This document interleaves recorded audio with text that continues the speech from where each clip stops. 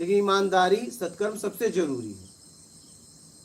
ये नहीं अपनाओगे तो पतन हो जाएगा, क्योंकि ऊर्जा मिलेगी तो उस ऊर्जा का क्या करोगे? जहां जैसा कर्म करोगे उसी में लगेगा ना, फिर आप और गिर जाओगे। तो सर्वप्रथम पहले जीवन में ईमानदारी सत्कर्म अपनाओ, बाद में क्या करना है देख लो, सब सहायक बन जाएंगे। क्या? हाँ, आपके द्वारा कुछ भी होगा सहायक बन जाएगा। ठीक है, कुछ बोल रहे थे आप, बोलिए। अरुण तंबे, संभोग के विचारों से मुक्त कैसे हो? विवाह कर लो, बड़ा आसान है।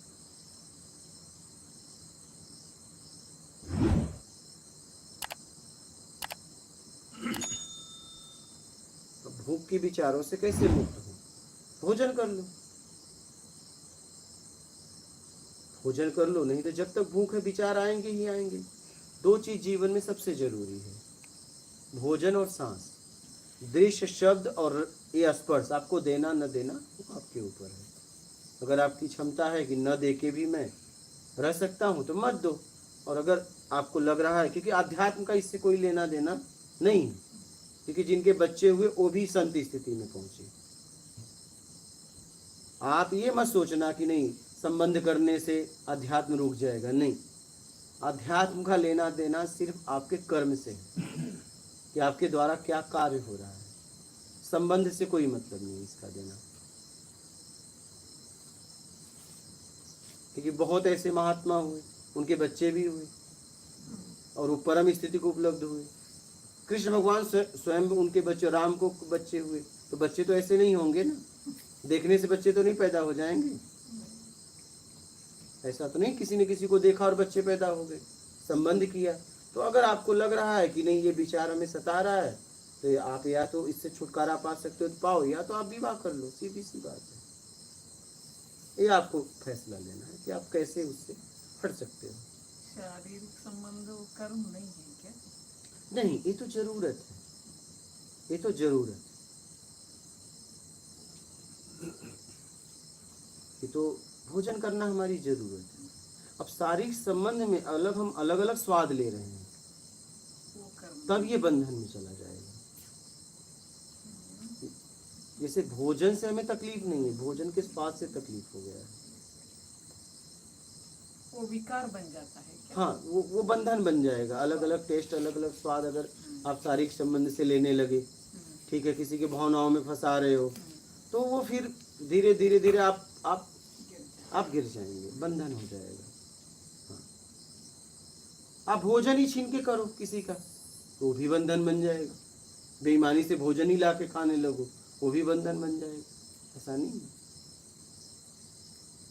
ये तो हमारी शरीर की आवश्यकता है, देना न देना आपको ऊपर है। बेईमानी से तो भोजन भी करोगे तो बंधन नहीं हो जाएगा। बोलिए। अशोक अग्रवाल, जीव और प्रकृति में क्या अंतर है?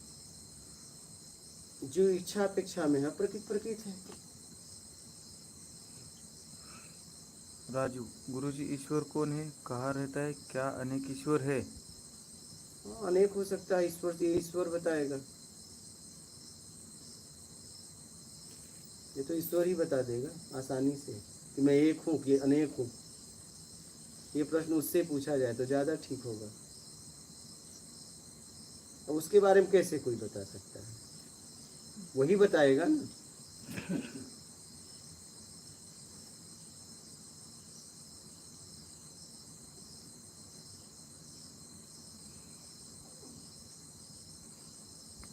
लक्ष्मण, गुरुजी अपने आप को कैसे सत्य की ओर लेकर जाए? ईमानदारी सत्कर्म अपना लो, ईमानदारी सत्कर्म करोगे तो वो सत्य तक ही लेके जाएगा।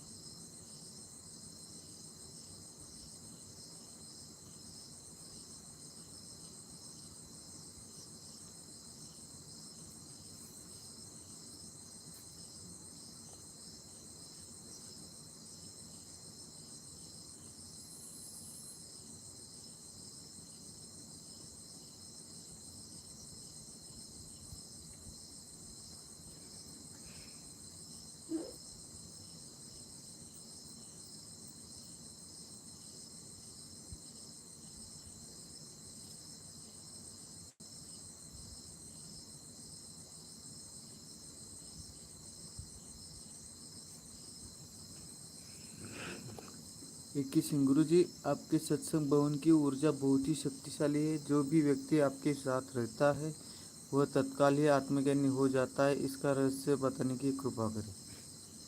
ये मुझे क्या पता। आत्मज्ञान हो गया उसको।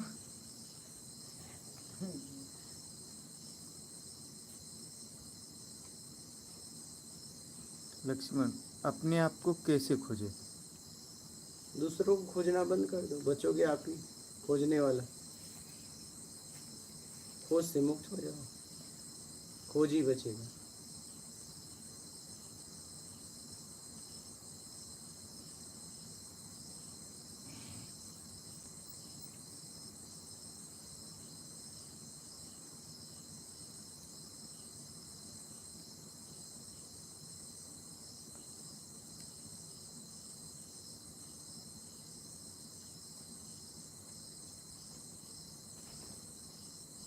लक्ष्मण गुरु जी, क्या हम अपने घर के पिंजरे में खुद ही कैद हैं? पंछी को उड़ाने की आज़ादी कैसे मिलेगी? हाँ, खुद ही कैद हो आप खोल के निकल जाओ, कोई नहीं रोकेगा। हाँ, कोई किसी को रोकता नहीं। सही सही। हमें एक सिर्फ बहाना है। दो हाँ, कोई किसी को रोकता नहीं।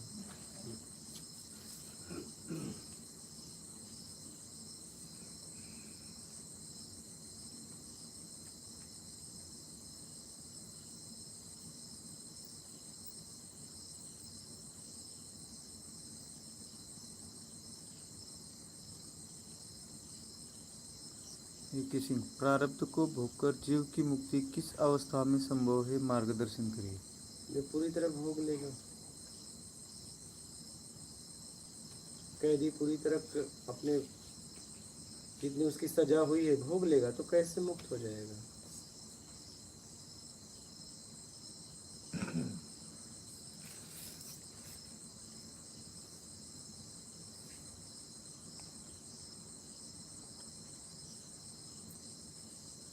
और समर्पण कभी भी तभी होता है, समर्पण कभी बराबरी नहीं होगा।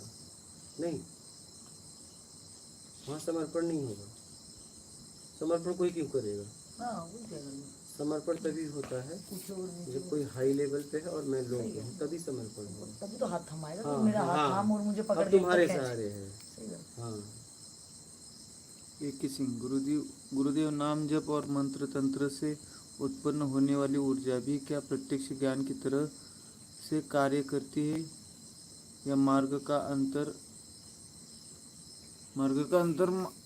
बताइए। ईमानदारी सत्कर्म अपनाओ जीवन में, फिर सब सहायक हो जाएगा।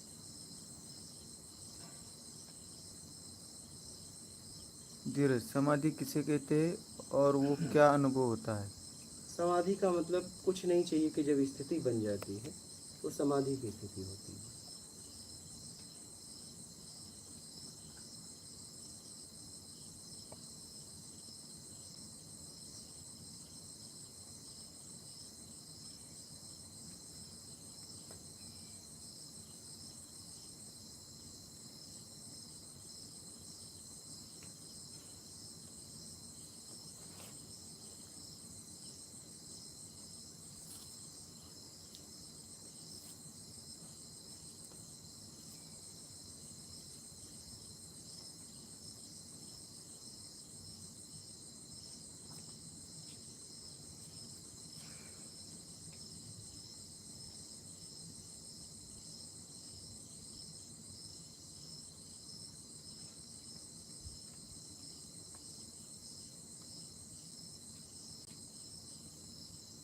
अल्ताफ खान, जब मन एक तरफ परमात्मा की ओर खींचता है और दूसरी तरफ संसार के बंधन जकड़ता है तो कैसे पता करें कि असली रास्ता कौन सा है और कैसे उस पर कदम चले?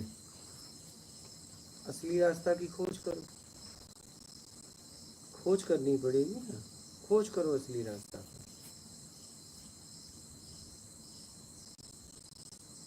और मन कहीं नहीं आपको लेके जाता है, आपकी आदतें, आपकी लालच, आपकी ज़रूरतें लेके जाती है। मन कहीं लेके नहीं जाता है। मन तो आपके लिए सहायक है। मन कहीं नहीं लेके जाता है। जहाँ हमने इसको रस दिया वहीं वहीं चले जाते हैं। रस भी आप ले रहे हो ना, मन थोड़ी रस ले रहा नहीं है। नहीं, जीवात्मा ने जहाँ रस मैंने तो रस आप ले लिया रहे, हाँ वहीं मैं फंस गया। वहाँ बस वही मन इंगित करता है। आप पहले नशा नहीं करते थे, बाद में नशा करने लगे, और जब नशा नहीं कर रहे हो तो मन आपको इंगित कर रहा है नशा करें। क्या मन नशा कर रहा था? मन नशा करता तो जब आप पैदा हुए तभी करते। मन तो सिर्फ निमित्त है, सहायक है।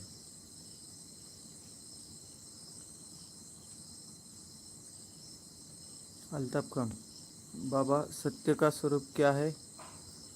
रूप से परे है।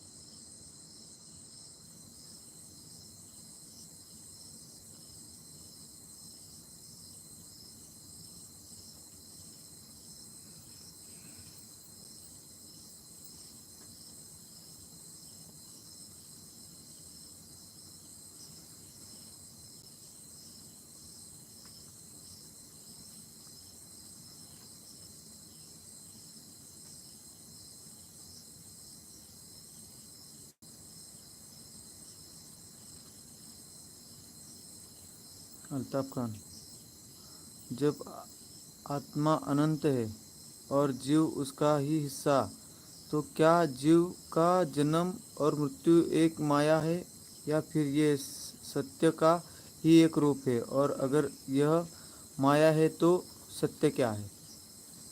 सत्य क्या है से परे है और उसका हिस्सा नहीं है। उसका हिस्सा नहीं है, उसका बदला हुआ रूप है, हिस्सा नहीं है। जैसे पानी बर्फ हो गया तो क्या पानी का हिस्सा बर्फ है? नहीं, बदला हुआ रूप है। देश काल स्थिति परिस्थिति में बदला, फिर वो मूल में आ जाएगा, बर्फ का नाश हो जाएगा, तो उसका हिस्सा नहीं है।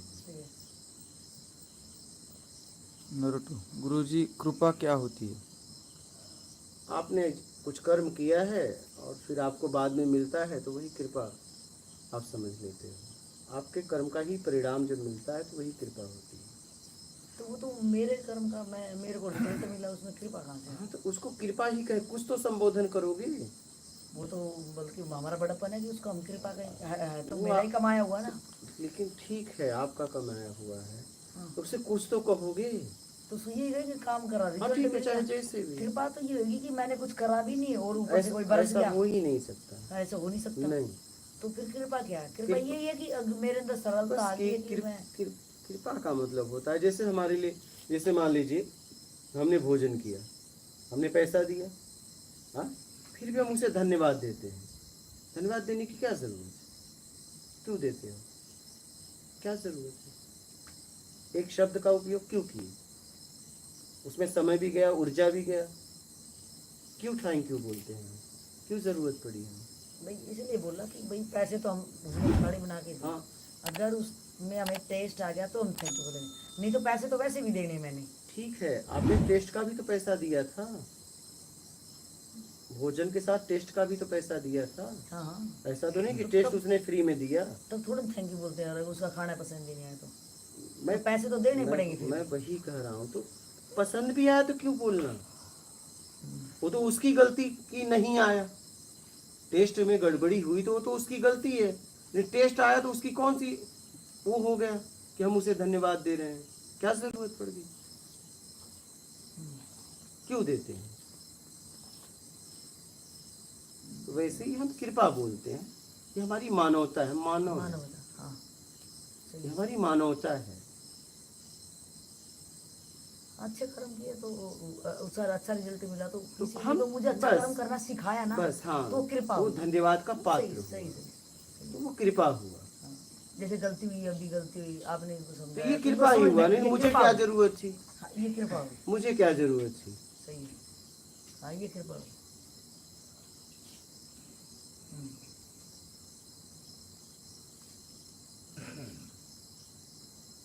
बाथरूम बोले इधर चले जाएं, बाथरूम इधर चले जाओ। ये, और वहाँ हाथ गोड़ धो लेना टंकी पे। तो ये एक संबोधन है। हाँ, मुझे लायक भी तो किसी ने बनाया ना। उसका नाम कृपा रख दिया। हाँ, मेरे को लायक किसी ने बनाया तो मेरे अच्छे काम का अच्छा रिजल्ट है। हाँ, अच्छा मुझे जिसने बनाया। हम्म,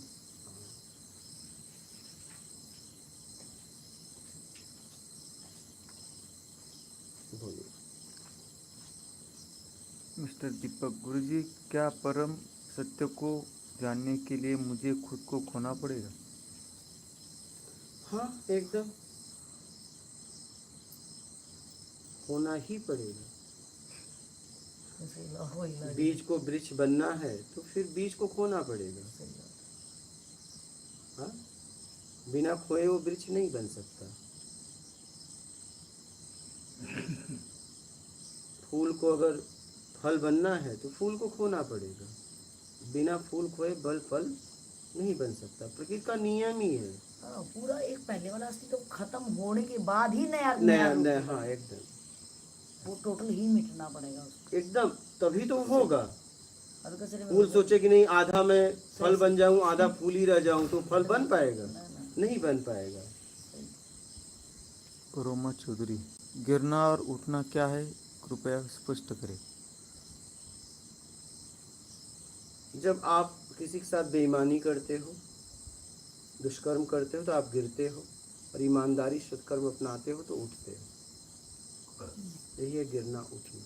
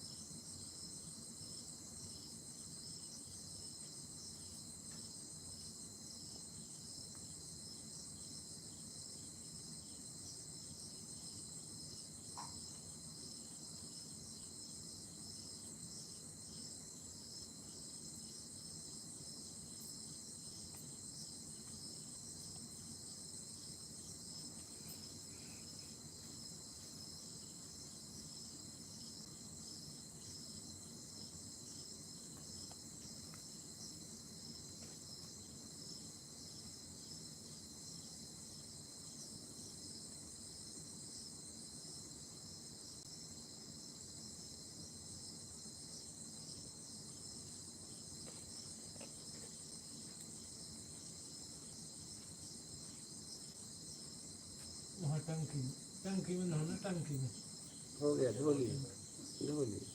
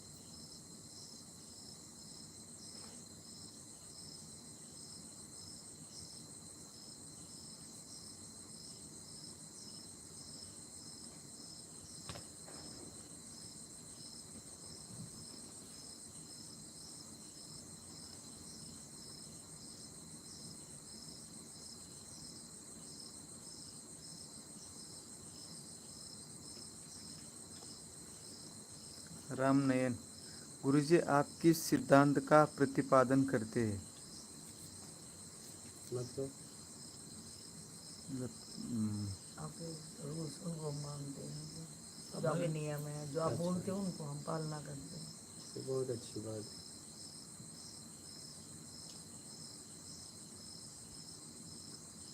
प्रतिपालन।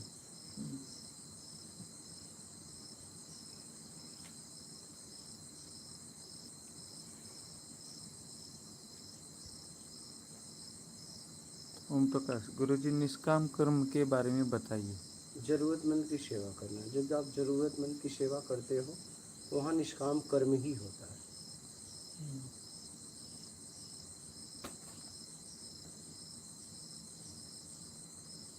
रोमा चौधरी, गिरना कहाँ से, कैसे और परिणाम क्या होगा? पता है गिरने पे चोट लग जाएगी, इतना तो पता होगा। ना हो तो एक बार गिर के देख लो। थोड़ा ये है, ज़्यादा हाइट से मत गिरना। हाँ,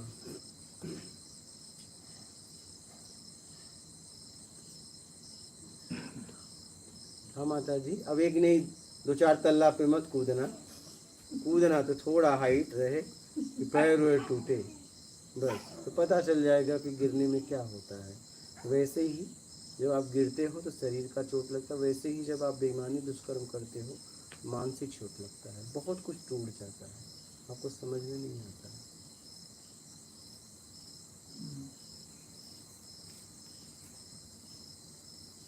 और जितना गहरा बेईमानी दुष्कर्म होगा उतना टूटना होगा मानसिक।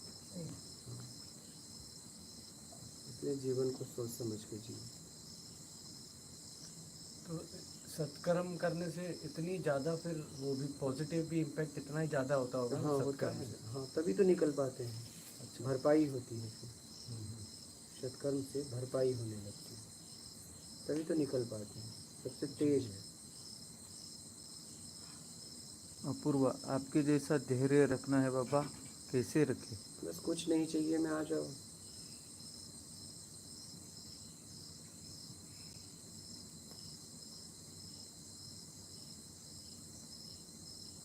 धैर्य मतलब क्या? धैर्य का मतलब इंतज़ार। अगर आप कुछ कर रहे हो तो परिणाम का इंतज़ार करिए, जल्दबाजी मत करिए। क्योंकि जब आप कोई काम करते हो सबके काम की स्थिति अलग अलग, आप ही के जैसे नहीं है। तो देखिए काम करने वाला व्यक्ति की स्थिति क्या है, शारीरिक मानसिक। तो परिणाम अपने तरीके से मत पाने का प्रयास करिए, सामने वाले की स्थिति देख के धैर्य रखिए। हो सकता है वही काम आप 1 घंटे में कर दो, हो सकता है वो 1 दिन में करें। उसकी मानसिक स्थिति शारीरिक स्थिति क्या है, तो धैर्य रख के काम करिए। ज़्यादातर क्या होता है, परिणाम हम अपने तरीके से चाहते हैं, उसमें गड़बड़ी हो जाती है। हमें कभी भी परिणाम सामने वाले की स्थिति परिस्थिति देख के तय करना चाहिए, और यही गलती हो जाती है। तो काम के बाद धैर्य रखिए, करने वाले की स्थिति क्या है,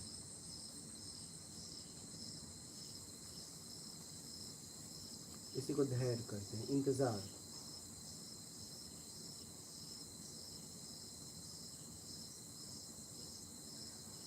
बात समझ में आ रही? तो अपना भी कोई काम है तो काम करके छोड़ दो बस।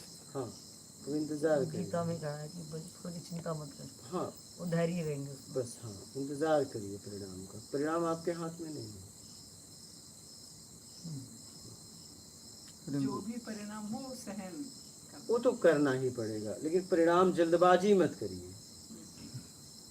परिणाम तो जो भी आएगा, आपके पास ऑप्शन क्या है? हाँ वो भाई धैर्य उसके लिए लेकिन धैर्य फिर भी चाहिए। जल्दबाजी मत करो। उसके लिए धैर्य चाहिए। हाँ, रिंकू, गुरुदेव अपना धैर्य भी उसके लिए क्या करना है, नहीं वो तो परिणाम आएगा, आने आएगा। के बाद धैर्य तो खत्म हो जाएगा, तो लेकिन आएगा। जब तक नहीं आएगा धैर्य वो इसी में तो रखना। हाँ लेकिन आने के बाद तो धैर्य खत्म, इंतजार खत्म। सही बात। रिंकू, गुरुदेव अपना परिवार या आत्मज्ञान, इनमें से किसे चुने जबकि परिवार मेरे ही आश्रित हो। हाँ, परिवार के साथ आत्मज्ञान।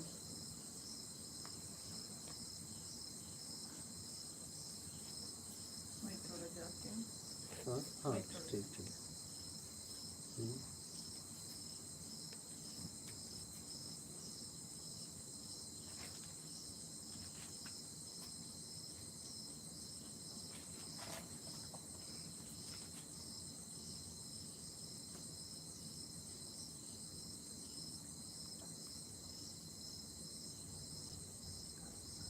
हाँ, मुझे ऐसे लग रहा है जैसे मतलब मेरी अपनी दुनिया है, मैं जो कर रही हूँ वही मेरे को फल मिलेगा, ना कोई फल देने वाला है। मेरे कर्म ही मुझे उतारेंगे, मेरे कर्मों के कारण ही मैं फंसी हूँ। बस यही दुनिया है बस।